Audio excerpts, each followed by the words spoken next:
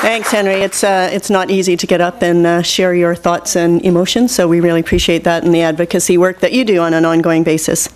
So as our last speaker, I'd like to now introduce Vancouver-based artist and heart client, Tiko Kerr.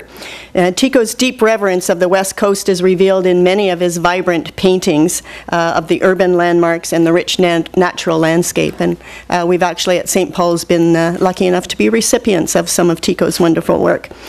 Since 1981, he's produced a number of solo exhibits of both national and international scope, as well as participated in many group exhibitions and cultural collaborations. So I'd now invite Tiko to come to share his story with us. Tiko?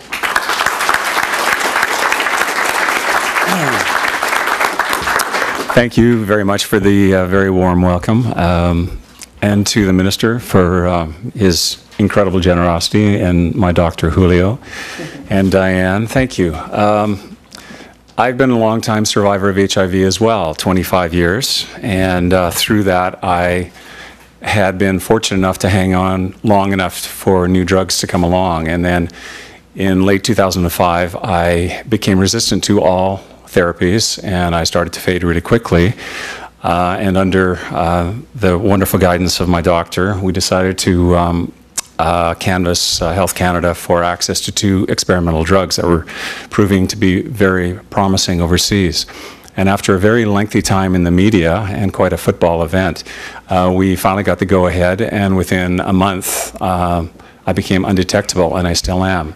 And after 25 years of living with side effects that you can't even imagine, it's unbelievable to be given back my life. And I know exactly what Henry and John are going through as well. So many of us are out there, they don't have voices.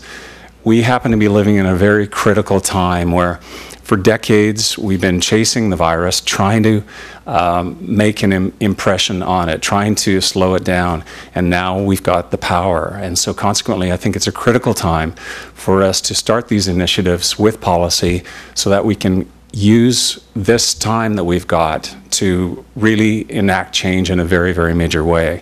So I'm thrilled with this new direction that we're taking. I'm all for it, and certainly if I can gain any voice or lend any voice to you, I'm here for you. So thank you very much.